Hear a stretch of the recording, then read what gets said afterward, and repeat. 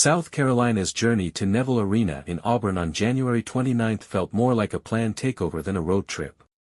From the first whistle, the Gamecocks transformed the court into their own showcase, launching a blistering opening that left their hosts scrambling.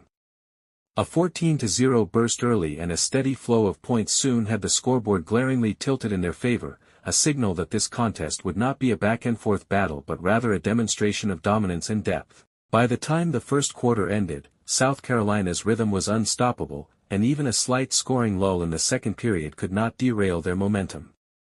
That period still ended with a commanding margin as they took a 38-16 lead into halftime, a testament both to their offensive precision and defensive pressure that forced Auburn into repeated mistakes. Newser, 1.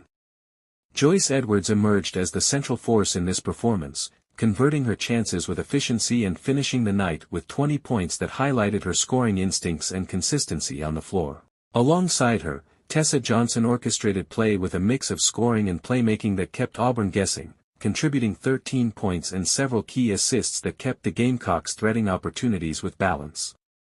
Maddie McDaniel provided a sharp perimeter spark, knocking down all three of her three-point attempts and showcasing South Carolina's ability to strike from multiple angles as the game wore on.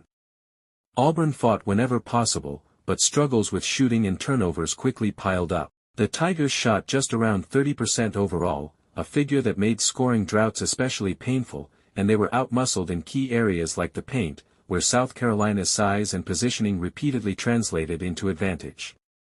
Even with leaders like Harrison Coulibaly and Soraya Daniels trying to energize Auburn's offense, they could never truly close the gap or shift the momentum, often finding themselves trailing by double digits as the clock ticked on. By the final buzzer, South Carolina's superiority was clear in the 81-51 scoreline, a result that solidified their standing atop the SEC and hinted at the depth and adaptability that defined their season.